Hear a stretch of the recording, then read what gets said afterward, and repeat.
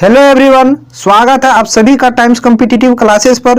दोस्तों, आज आप लोगों को आपकी डिमांड पर मैथमेटिक्स का एसएससी कांस्टेबल जीडी 2021 के एग्जाम में जो प्रश्न पूछे गए हैं वो सारा आपको कराने वाला हूं, वो भी शॉर्ट ट्रिक के साथ, जो कि एग्जाम में आपको बहुत ही ज़्यादा फायदा करेगा।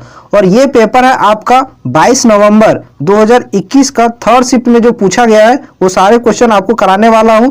साथ ही रीजनिंग का भी मैं 2021 का प्रीवियस ईयर पेपर करा रहा हूं। अगर यदि अभी तक आप लोगों ने नहीं देखा है तो जाकर देख लीजिएगा, चैनल पर प्लेलिस्ट बना हुआ है। और जो भी नए हैं चैनल को जरूर सब्सक्राइब कीजिएगा और वीडियो को लाइक एंड शेयर कीजिएगा। आप हमें जितना सपोर्ट कीजिएगा मैं आपके लिए पूरा मैथ और रीजनिंग 2021 में जो पूछे गए हैं पूरा सॉल्यूशन कराऊंगा विद ट्रिक के साथ। तो आइए फर्स्ट क्वेश्चन को सॉल्व करते हैं। एक कॉलेज के चुनाव में सीमा और गीता को कुल वैध मतों में से 4:5 के अनुपात में मत प्राप्त होते हैं। ठीक है, तो दो कैंडिडेट हैं, कौन है? एक है सीमा, लिखते जाइए, और दूसरी है कौन? गीता। इन दोनों को कुल वैध मतों का 4:5 में प्राप्त हुआ है। इसको 4 मिला है और इसको कितना? 5 मिला है। आगे पढ़िए।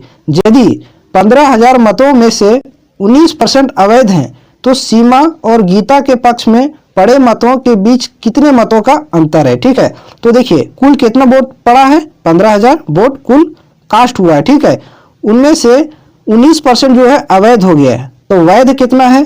तो वैध है आपका 81%, क्योंकि कुल होता है 100, उनमें से 19 क्या है? अवैध है। तो 81 आपका क्या हो जाएगा? वैध वोट हो गया।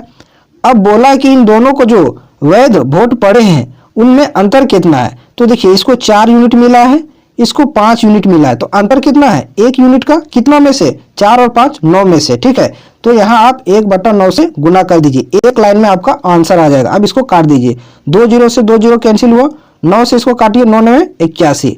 अब 150 को 9 से गुना कर दीजिए, तो 15 9 कितना हो गया? 35 से 135 पर 1 0। 1350 सीमा और गीता के बीच पड़े कुल वैलिड वोटों का अंतर है, जो कि ऑप्शन नंबर 3 में दे रखा है। एक लाइन में आप इस तरह से आंसर निकाल सकते हैं। ठीक है, मैं आपको हर वो एक तरीका बताऊंगा जिससे आप एग्जाम में समय बचा के कम समय में प्रश्न को सॉल्व कर सकते हैं। अब इसको देखिए, ये पाइप एंड सिस्टम का सवाल है। क्या बोला है? पाइप ए, बी और सी एक टैंक को क्रमशः 10 घंटे, 15 घंटे और 18 घंटे में भर सकते हैं। ठीक है, 3 पाइप हैं, कौन कौन है? ये है आपका बी है और सी, ये 3 पाइप है। ये आपका भर रहा है कितने घंटे में? 10 घंटे में। बी आपका भर रहा है कितने घंटे में? 15 घंटे में। सी आपका भर रहा है 18 घंटे में। ठीक है, तो देखिए यहाँ से इन तीनों का एलसीएम ले लेंगे तो टैंक की क्षमता निकल जाएगी। ठीक है, 10 15 18 का एलसीएम कितना हो जाएगा? 90। ठीक है, तो ये किस रेट से काम करेगा? 10 9 90। ठीक है, और बी किस रेट से? 15 6 90, और सी किस रेट से? 18 5 90। ये इन तीनों की कार्य क्षमता निकल गई। अब आगे देखिए क्या बोला है। ये और सी 5 घंटे के लिए खोला जाता है, उसके बाद केवल ये को बंद कर दिया जाता है। तो ये और सी, ये प्लस सी को खोला जाता है, तो ये की कार्य क्षमता कितना है? 9, और सी की कार्य क्षमता 5। तो किस रेट से इन दोनों मिलकर काम करेंगे? किस रेट से करेंगे? 5 और 9 कितना हो गया? 14 की रेट से काम करेंगे दोनों। और कितना देर के लिए काम कर रहे हैं? 5 घंटे के लिए। तो इसको 5 से गुना कर दीजिए, तो 14 5 कितना हो जाएगा? 70 यूनिट इन दोनों 5 घंटे में कर देंगे। अब कुल काम में 70 यूनिट को घटा दीजिए। ठीक है, कुल है 90, इसमें से 70 को घटा दीजिए तो बचे कितना? 20 काम बच गया। और आगे देखिए क्या बोला है। उसी समय पाइप बी को सी के साथ खोल दिया जाता है तो टैंक को पूरा भरने में कुल कितना समय लगेगा? अब यहाँ से ये आपका काम नहीं करेगा। ठीक है, ये को बंद कर दिया गया। अब काम करेंगे कौन? बी और सी। तो बी और सी, तो बी की कार्य क्षमता कितना है? 6 है, और सी की कार्य क्षमता 5 है। तो बी और सी अगर यदि साथ में काम करेंगे तो किस रेट से काम करेंगे? 6 5 11 की रेट से। और काम आपका बचा हुआ कितना? 20 यूनिट। तो 20 को आप 11 से भागा कर दीजिए, तो इतना घंटा इन दोनों को लगेगा बचा हुआ काम करने में, 20/11 घंटा। लेकिन क्वेश्चन में आपसे पूछा है कि टैंक को पूरा भरने में कितना समय लगेगा। तो पहले ये और सी 5 घंटा काम किए हैं। ठीक है, तो 5 घंटा और प्लस बी और सी लास्ट में काम किए, तो कितना घंटा लगा? 20/11 घंटा। इन दोनों को जोड़ दीजिए, तो जोड़िएगा कितना आ जाएगा? 11 5 55 और 20 कितना हो गया? 75/11 घंटा। ठीक है, ये घंटा आ गया। अब इसको क्या कीजिए? तोड़ दीजिए, तो कितना हो जाएगा? 11 6 66 और 9 कितना हो गया? 75 और बटा आपका 11। ये 6.9/11 घंटा कुल समय लगेगा इस टैंक को भरने में, ठीक है, जो कि ऑप्शन नंबर बी में आपका दे रखा है 2 में। आई होप अच्छे से समझ में आया होगा, पूरे कॉन्सेप्ट के साथ आपको अच्छे से बता दिया हूं। अब चलते हैं अगले सवाल पर। और अगर वीडियो अच्छा लग रहा हो तो चैनल को जरूर सब्सक्राइब कीजिएगा और वीडियो को शेयर कीजिएगा। अब इस क्वेश्चन को सॉल्व करिए। राधा अपनी आय से 28% बचत करती है। तो देखिए इस सवाल में क्या करना है आपको, एक पॉइंट को याद रखिएगा कि इनकम बराबर क्या होता है, इनकम बराबर क्या होता है, इनकम बराबर होता है सेविंग, ठीक है, सेविंग प्लस एक्सपेंडिचर। क्या होता है, एक्सपेंडिचर मीन्स जितना हम जो बचाते हैं और जितना खर्च करते हैं वो आय के बराबर होता है, इनकम के बराबर होता है, ठीक है। तो सवाल क्या पूछा है कि राधा 28% की बचत करती है। कितना बचाती है, 28%। मान लीजिए इसका इनकम कितना है, 100% इनकम है, इनमें से बचा कितना लेती है, 28%, ठीक है। तो खर्च कितना करती है, क्योंकि आय है कुल 100, उसमें से बचा ली 28, तो खर्च कितना की है, 72, इतना ये खर्च की है। आगे देखिए क्या बोला है, यदि उसके व्यय में 25% की वृद्धि होती है, ठीक है, तो व्यय में 25% की वृद्धि और बचत में 30% की वृद्धि होती है। तो उसी तरह से बढ़ा देते हैं, व्यय में 25% की वृद्धि हुई है, तो व्यय ये है 72, इसमें 25% बढ़ा दीजिए, ठीक है, 25% इसमें जोड़ दीजिए। तो 72 का 25% निकालिएगा तो कितना आएगा, इसको 25% निकाल लेते हैं, 25 चौक 100 और 4 से काटेंगे तो 18 चौक 72, 18 आता है, तो 72 में आप 18 जोड़ दीजिए तो कितना आ जाएगा, 90। अब इसकी नई व्यय कितना है, 90 है, ठीक है। और बोला है कि बचत में भी 30% की वृद्धि होती है, तो बचत है 28, 28 में भी 30% बढ़ा दीजिए यहाँ से, ठीक है, 28 का 30% का बढ़ा दीजिए। तो 28 का अगर यदि आप 30% निकालिएगा, ठीक है, 28 का 30% आप निकालिएगा तो कितना आएगा, ठीक है। तो यहाँ आपको हम निकाल के दिखाते हैं कि इसका 30% कितना आएगा। तो 28, ठीक है, इसका 30% निकालिए, एक जीरो से एक जीरो कट जाएगा, ठीक है, और 28 दिया कितना होता है, 28 दिया 84 होता है, ठीक है, और 10 से नीचे तो एक पॉइंट लग जाएगा, यानी कि 8.4, ठीक है। 28 का 30% कितना आएगा, 8.4। तो 28 में अब 8.4 जोड़ दीजिए तो कितना आ जाएगा, 36.4 आ जाएगा, ठीक है। अब क्या बोला है, तो उसकी आय में कितने प्रतिशत की वृद्धि हुई है, ठीक है। तो पहले इसकी आय कितना थी, 100, अब नई आय इसकी कितना हो गई है, कितना परसेंट की वृद्धि हुई है, ये आपसे पूछा है। तो देखिए इसका अब सेविंग कितना हो गया, 36.4, और व्यय कितना हो गया है, 90। इन दोनों को जोड़ देंगे तो इनकम आ जाएगा, इन दोनों को जोड़िए तो आएगा आपका कितना, 126.4, ठीक है।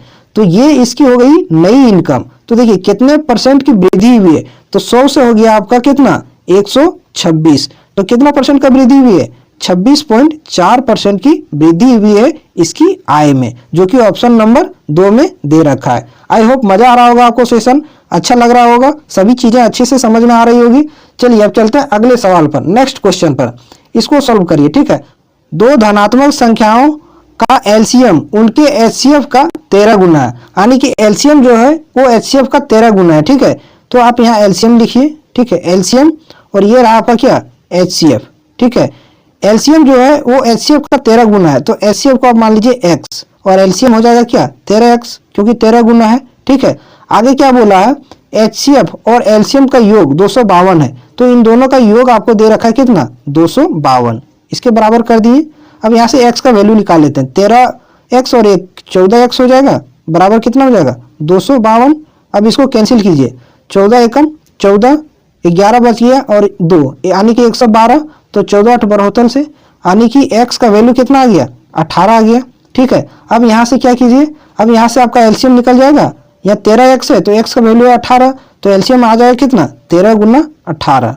इसको गुना नहीं करेंगे, ठीक है, क्यों नहीं करेंगे आगे आपको पता चल जाएगा। ये निकल गया आपका एलसीएम, और एचसीएफ कितना, x है, x का वैल्यू कितना है, 18, ये निकल गया आपका क्या, एचसीएफ। अब आगे क्वेश्चन को पढ़िए, देखिए क्या बोला है, यदि उनमें से एक संख्या 54 है तो दूसरी संख्या ज्ञात करें।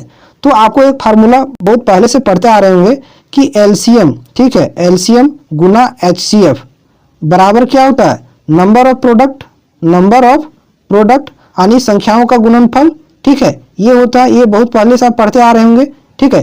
तो यहाँ देखिए आपका एलसीएम दे रखा है कितना, 13 गुना 18, तो यहाँ आप लिखिए कितना, 13 गुना 18, ठीक है।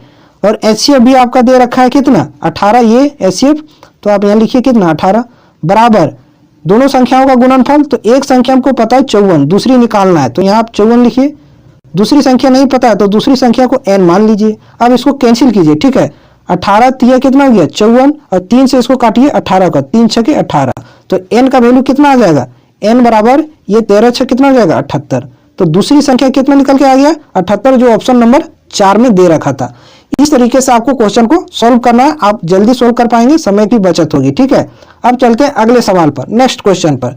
इस क्वेश्चन को सॉल्व करिए, ठीक है। ये भी काफी बेहतरीन क्वेश्चन है, क्वेश्चन को सॉल्व कीजिए। देखिए क्या बोला है, 6 संख्याओं A B C D E और F में से पहली 5 संख्याओं का औसत अंतिम 5 संख्याओं के औसत से 26 अधिक है, ठीक है। 6 संख्याएं हैं, बोला पहली 5 संख्याओं का औसत अंतिम 5 संख्याओं के औसत से 26 अधिक है। तो देखिए पहली 5 संख्याएं कौन कौन है, यहाँ आपको दे रखा है। पहली 5 है आपका ये है, ठीक है, plus B plus C plus D और प्लस E, ये होगी पहली 5 संख्याओं का औसत बटा यहाँ 5 कर देंगे, ठीक है, माइनस 26 के बराबर कर देंगे। अंतिम 5 संख्याएं आपको यहाँ दे रखा है, ठीक है। क्या क्या है, B है plus C plus D plus E हो जाएगा और लास्ट F, ठीक है। यहाँ भी बटा का कितना 5 बराबर किसके हो जाएगा 26, क्योंकि पहली 5 संख्याओं का औसत अंतिम 5 संख्याओं के औसत से 26 अधिक है, तो बराबर 26 के कर दिए। अब देखिए यहाँ से आप एलसीएम ले लीजिए, ठीक है। इन दोनों का एलसीएम कितना आ जाएगा 5 ही होगा, एलसीएम होगा। अब क्या कीजिए, देखिए यहाँ क्या हो जाएगा आपका, ये plus B plus C plus D plus E, ठीक है, और यहाँ माइनस हो जाएगा। इन दोनों को ब्रैकेट में लिखिए इस तरीके से। यहाँ भी आगे हो जाएगा क्या, B plus C plus D plus E और प्लस क्या हो जाएगा F हो जाएगा, और बराबर कितना हो जाएगा 26 हो जाएगा। अब देखिए ये माइनस जो है बीच वाला, ठीक है, ये बीच वाला जो माइनस है इन सब के साथ गुना होगा तो सबको माइनस कर देगा कि नहीं, सबको माइनस कर देगा।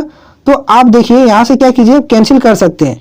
इधर देखिए B है, ये प्लस में B है, इधर इधर माइनस में B है, तो ये B और ये B कैंसिल हो जाएगा। फिर ये C और ये वाला C कैंसिल होगा, ये D और ये D कैंसिल हो जाएगा, ये E और ये E कैंसिल हो जाएगा। अब बचा केवल क्या, ये माइनस F बचा है, क्योंकि यहाँ देखिए प्लस में ये है, ठीक है, और ये यहाँ प्लस में F है, तो ये माइनस जब उससे गुना होगा तो ये भी माइनस में हो जाएगा, ठीक है। तो ये माइनस F बटा 5 बराबर कितना हो जाएगा 26 हो जाएगा, ठीक है। आगे लिखेंगे तो ये माइनस F क्रॉस मल्टीप्लाई हो जाएगा, 26 पचे कितना होता है 130।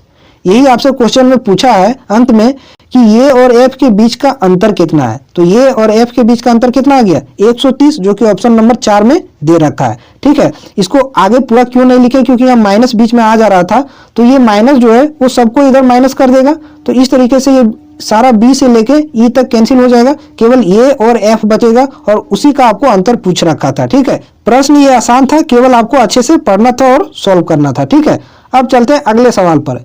इस क्वेश्चन को सॉल्व करिए। देखिए क्या बोला है, एक दुकानदार ने किसी निश्चित वस्तु को एक निश्चित मूल्य पर बेचने का निर्णय किया।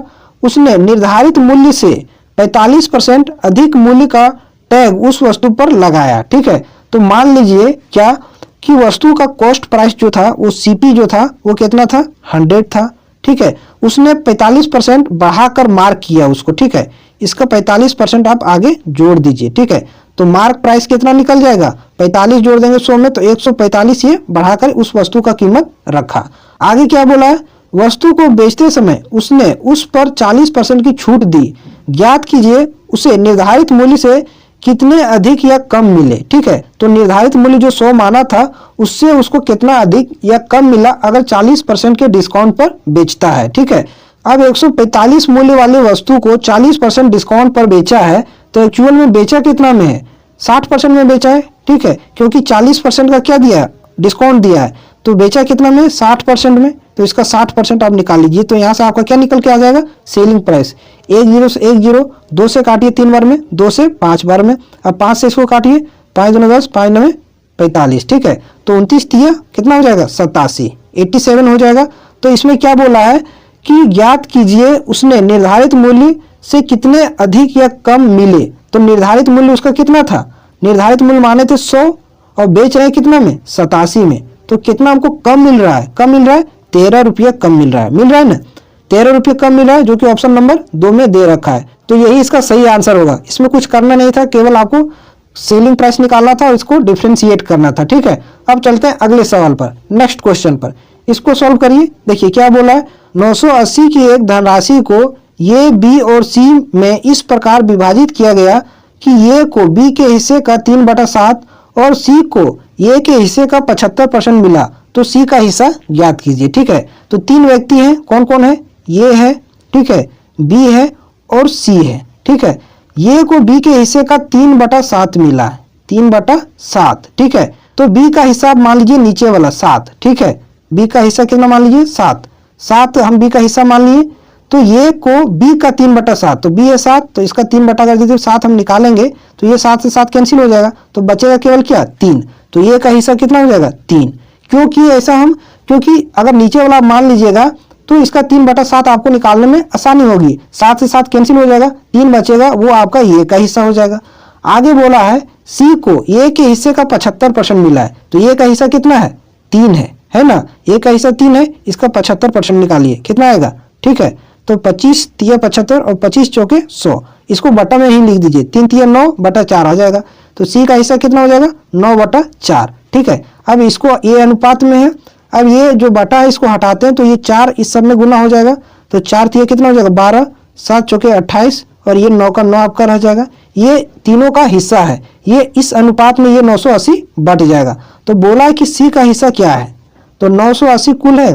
ठीक है, उसमें सी का हिस्सा कितना है, ये 9 है, तो 9 कितना में से सबको जोड़िए, 12 और 28 कितना हो गया 40 और 9 49। ठीक है, 49 में से अब इसको कैंसिल कीजिए, 49 दूना 98 10। ठीक है, और 20 नंबर कितना हो जाएगा 180। ये हो गया आपका क्या सी का हिस्सा, जो कि ऑप्शन नंबर 3 में दे रखा है। आई होप ये भी अच्छे से समझ में आया होगा।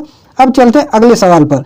अगर अच्छा लग रहा हो तो वीडियो को जरूर शेयर कीजिएगा अपने मित्रों के साथ, और चैनल पर नए हैं तो चैनल को जरूर सब्सक्राइब कीजिएगा। मैं रेगुलर आपको यहाँ प्रीवियस ईयर का सॉल्यूशन कराते रहूंगा। ठीक है, इस क्वेश्चन को देखिए, 7 व्यक्ति प्रतिदिन 7 घंटे काम करते हुए 6 दिनों में 14 बक्से पैक कर सकते हैं। ठीक है, तो इस तरह का जब भी सवाल आए तो एक आप फार्मूला याद रखिएगा, क्या m1 इंटू D1, ठीक है, इंटू H1 बटा क्या होगा W1। ये बहुत पहले से पढ़ते आ रहे होंगे। बराबर क्या होता है M2, ठीक है, इंटू D2 इंटू H2 बटा क्या हो जाएगा W2। इसी पर आप क्या कीजिए फिट कर दीजिए। देखिए 7 व्यक्ति हैं, मेन कितना है 7। ठीक, और देखिए उसके बाद D1 यानी कितना दिन में कर रहे हैं 6 दिन में, तो 6 से गुना कर दीजिए। कितना घंटे काम कर रहे हैं 7 घंटे, 7 से गुना कर दीजिए। और कितना काम कर रहे हैं 14 बक्से बना रहे हैं, ये काम है बक्सा बनाना काम, तो नीचे आप 14 लिख दीजिए। ठीक है, बराबर आगे देखिए मेन टू कितने व्यक्ति काम कर रहे हैं 14 व्यक्ति, तो 14। ठीक है, और गुना कितना हो जाएगा आपका, कितने दिन में काम करना है ये आपसे पूछा है, यही आपको निकालना है D2। ठीक है, और कितने घंटे काम कर रहे हैं प्रतिदिन 9 घंटे, तो गुना आप 9 से कर दीजिए। और कितना बक्सा बना रहे हैं 18 बक्सा यहाँ दे रखा है, तो बटा यहाँ क्या कर दीजिए 18। अब इसको कैंसिल कीजिए, 7 से इसको काटिए, 7 दूना क्या हो जाएगा 14। ठीक है, इसको 9 से काटिए, 9 दूना 18, इसको 7 से काटिए, 7 दूना 14। ठीक है, ये 2 नीचे नीचे कैंसिल हो जाएगा। ठीक है, अब इसको 2 से इसको काटिए 6 को, तो कितना आएगा 3, यानी D2 का वैल्यू कितना आ गया 3 दिन। ठीक है, 3 दिन में ये काम कर देंगे। ध्यान में रखिएगा इस फार्मूले को, और जब भी क्वेश्चन आए तो यही वाला फार्मूला पुट कर दीजिए। और अगर यदि H1 भी निकालना रहेगा तब भी आप H को उसको छोड़ दीजिएगा, H आपका आगे निकल जाएगा। ठीक है, अब चलते हैं अगले सवाल पर, नेक्स्ट क्वेश्चन पर। इस क्वेश्चन को सॉल्व करिए। देखिए क्या बोला है, एक व्यक्ति 3 किलोमीटर प्रति घंटा, 4 किलोमीटर प्रति घंटा, 5 किलोमीटर प्रति घंटा और 6 किलोमीटर प्रति घंटा की समान दूरियां तय करता है। ठीक है, और उसे कुल 3 घंटे 48 मिनट लगते हैं, तो कुल दूरी कितनी है ये आपसे पूछा है। ठीक है, तो दूरी बटा चाल करेंगे तो क्या आएगा समय। ठीक है, तो कुल समय लग रहा है 3 घंटा 48 मिनट। देखिए इतना डिस्टेंस तय किया, डिस्टेंस कितना तय किया डी मान लीजिए किस स्पीड से चला है 3 के स्पीड से पहले में।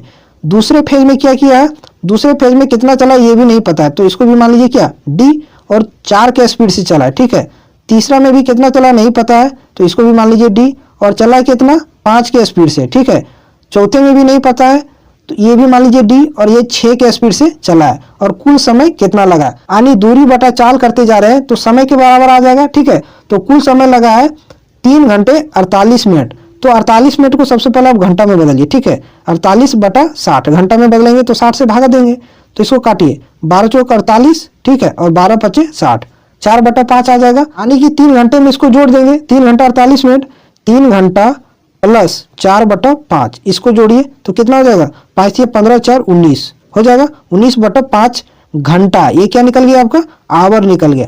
तो बराबर आप यहाँ क्या लिखिए, 19 बटा 5 घंटा, इस तरीके से लिख दिए। अब क्या कीजिए, इन चारों का एलसीएम ले लीजिए। ठीक है, एलसीएम लेंगे तो कितना आ जाएगा, 3 4 5 6 का एलसीएम आ जाएगा आपका 60। ठीक है, 60 आ गया, तो 3 से देखिए कितना बार में जाएगा, ये 20 बार में, तो 20 को डी से गुना कर दिए, 20 डी। ठीक है, प्लस 4 से कितना बार में जाएगा, 15 बार में, डी से गुना कर दीजिए 15 डी। 5 से कितना बार में जाएगा, 12 बार में, और 12 को डी से गुना कर दीजिए 12 डी। आगे 6 से जाएगा 10 बार में। ठीक है, तो 10 को डी से गुना कर दीजिए 10 डी, बराबर कितना हो जाएगा, 19 बटा 5। ठीक है, अब सबको जोड़िए, ऊपर वाला जोड़िए, 20 और 15 कितना हो गया, 35, 35 और 12 47 और 10 57। ठीक है, 57 डी बटा कितना 60, बराबर कितना 19 बटा 5। अब इसको 19 से काटिए, 19 तिया कितना हो जाएगा 57, 3 से काटेंगे 20 तिया 60। ठीक है, और इसको 5 से नीचे नीचे काटिए 4, तो डी बराबर कितना आ गया आपका 4 आ गया, 4 किलोमीटर, डी बराबर 4 किलोमीटर। तो यही आपका आंसर है क्या, जी नहीं, ये आपका आंसर नहीं है। इसमें 4 अलग अलग दूरी चला है, तो आपको 1 डी का वैल्यू निकला है, आपको निकालना 1 डी 2 डी 3 डी 4 डी है ना, 4 डी का वैल्यू निकालना है। तो 1 डी का 4 है, तो 4 डी का कितना हो जाएगा, तो 4 से इसको गुना कर दिए, तो 4 तक कितना हो जाएगा 16 किलोमीटर। ये कुल दूरी 4 अलग अलग पार्ट में चला, जो कि ऑप्शन नंबर 2 में दे रखा है। ठीक है, आई होप अच्छे से समझ में आया होगा। ठीक है, अब चलते हैं अगले सवाल पर, नेक्स्ट क्वेश्चन पर।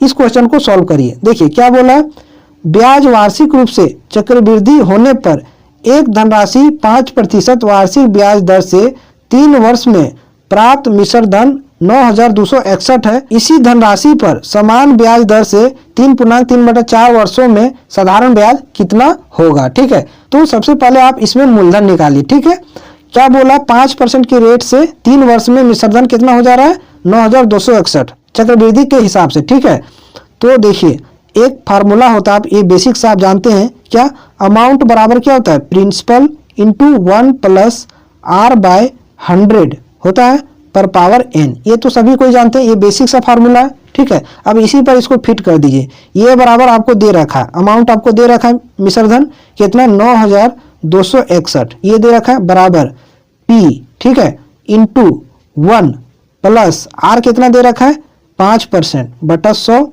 और n मतलब समय, तो 3 वर्ष में। ये इस तरीके से सेट कर दिए। अब इसको आगे लिखते हैं। ठीक है, 9261, इसको यहाँ p का वैल्यू निकाल लेंगे यहाँ से, मूलधन। ठीक है, p गुना 100 गुना 1 करेंगे 100 और प्लस 5 105 और बटा 100 हो जाएगा, और इसके क्यूब हो जाएगा। ठीक है, अब इसको काट दिए ब्रैकेट के अंदर वाला, 5 से काटिए 21 बार में ये जाएगा, 5 से काटिएगा तो कितना बार में जाएगा 20 बार में। ठीक है, अब आगे लिखिए, देखिए 9 2 6 1 बराबर p। ठीक है, गुना ये 21 3 बार गुना होगा क्योंकि क्यूब है, तो 21 गुना 21 गुना 21 और नीचे कितना हो जाएगा बटा 20 गुना 20 गुना 20। अब देखिए ये जो 9261 ये जो है ये 21 का क्यूब है, आपको पता होना चाहिए। और इधर भी देखिए 21 का क्यूब दे रखा है ना, यानी कि ये 21 पूरा और ये पूरा कैंसिल हो जाएगा एक बार में। इधर भी 21 का क्यूब, इधर भी 21 का क्यूब, तो कैंसिल हो गया। तो p बराबर आपका यहाँ क्या निकल के आ जाएगा, ये नीचे जो 20 का क्यूब है इसको गुना कर दीजिए 8000 आ जाएगा। ये आपका निकल के क्या आ गया, मूलधन। ठीक है, ये मूलधन आ गया। आगे आपसे पूछा है कि इसी मूलधन का समान ब्याज दर से, समान ब्याज दर यानी 5% से 3.3/4 वर्षों में साधारण ब्याज कितना होगा। तो ये आपका निकल गया मूलधन। ठीक है, अब यहाँ से हम ब्याज निकाल लेते हैं, साधारण ब्याज। ठीक है, अब इसको यहाँ फिट करते हैं, तो साधारण ब्याज पर अगर क्या होता है मूलधन।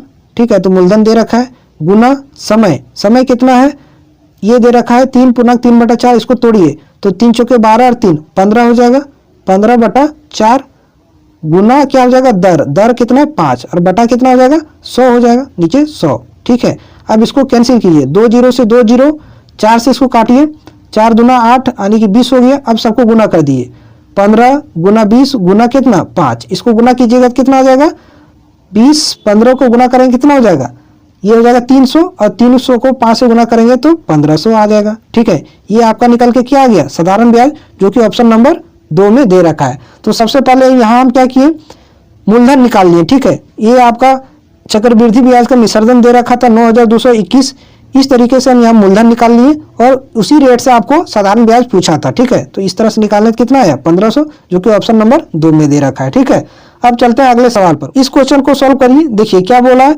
एक वस्तु को 157.5 में बेचने पर रवि को 12.5% का लाभ होता है।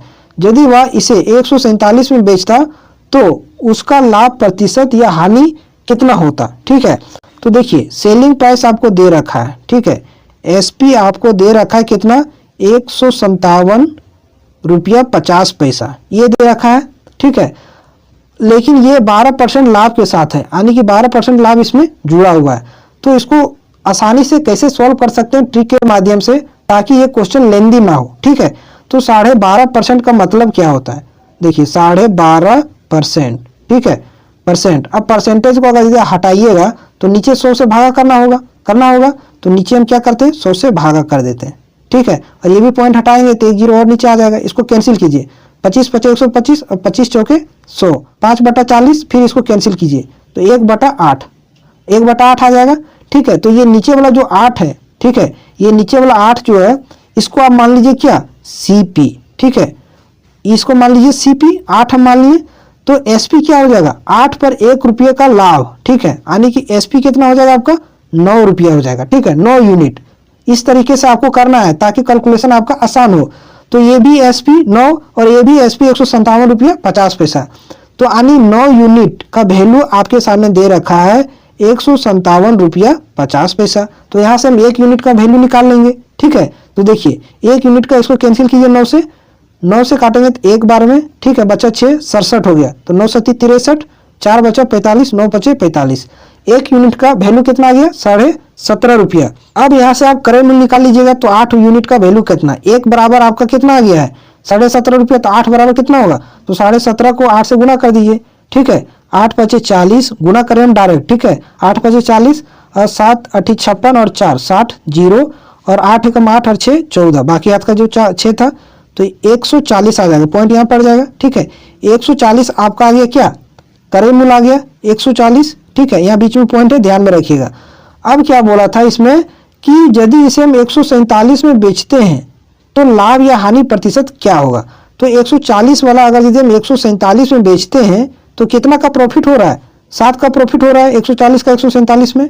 ठीक है, तो लाभ प्रॉफिट परसेंट बराबर क्या होता है, लाभ गुना 100, तो लाभ है 7 रुपया गुना 100 और नीचे क्रय मूल्य, और क्रय मूल्य कितना है 140। अब इसको कैंसिल कर दिए, 1 जीरो से 1 जीरो, 7 से काटिएगा 2 बार में और 2 से काटिएगा कितना आएगा 5, यानी कि 5% का फायदा होगा, जो कि ऑप्शन नंबर 4 में दे रखा है। ठीक है, सिंपल कुछ नहीं किए, 12.5% का फ्रैक्शन वैल्यू निकाले। 12.5% मीन्स होता है 1/8। क्रय मूल्य हम मान लिए कितना 8 यूनिट, तो विक्रय मूल्य कितना हो गया 9 यूनिट, और 9 यूनिट बराबर आपको ये दे रखा था 157 रुपया 50 पैसा। ठीक है, तो 1 यूनिट का वैल्यू निकाल लिए, इतना आया। तो 8 यूनिट का वैल्यू कितना आएगा 140 रुपया। बोला था कि अगर 147 में इसको बेचते हैं तो कितना का प्रॉफिट होगा, तो 7 रुपये का प्रॉफिट हो रहा था, तो प्रॉफिट परसेंटेज हम निकाल दिए। ठीक है, अब चलते हैं अगले सवाल पर।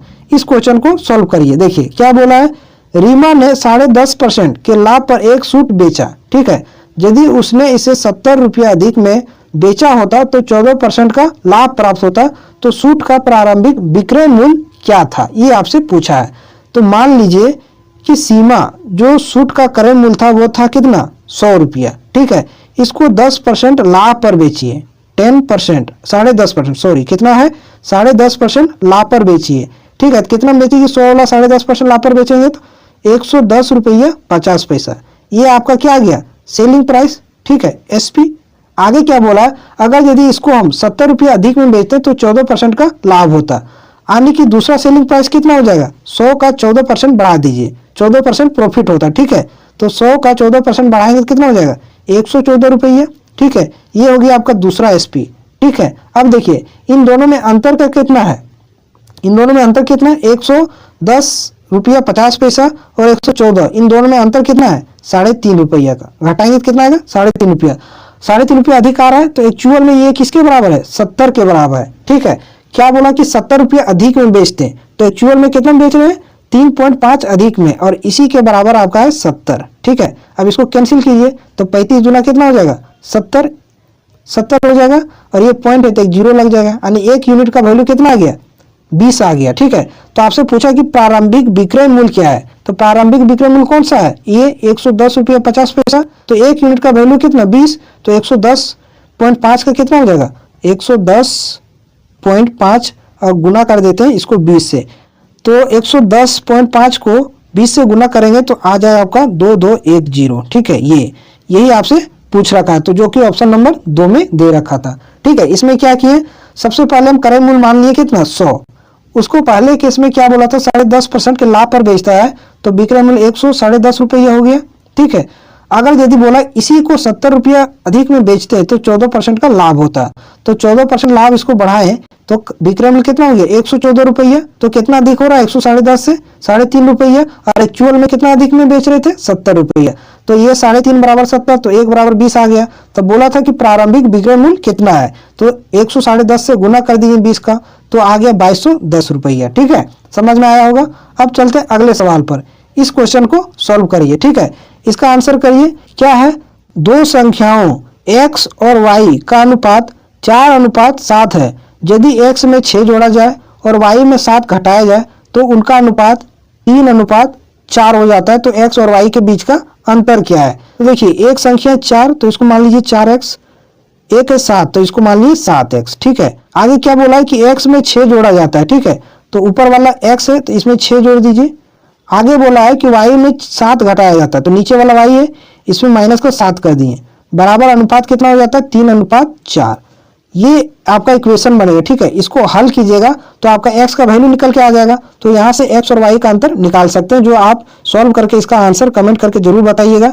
तो ये थे आज के सेशन के कुछ क्वेश्चन। ठीक है, अगर आपको अच्छा लगा हो और आगे आप कंटिन्यू रखना चाहते हैं तो आप जरूर कमेंट करके बताइएगा। मैं रेगुलर प्रीवियस ईयर 2021 में जितने भी क्वेश्चन पूछे गए मैथ के, वो सारा आपको अच्छे तरीके से सॉल्व कराऊंगा और आप हमें सपोर्ट कीजिए। ठीक है, चलिए फिर मिलते हैं अगले वीडियो में।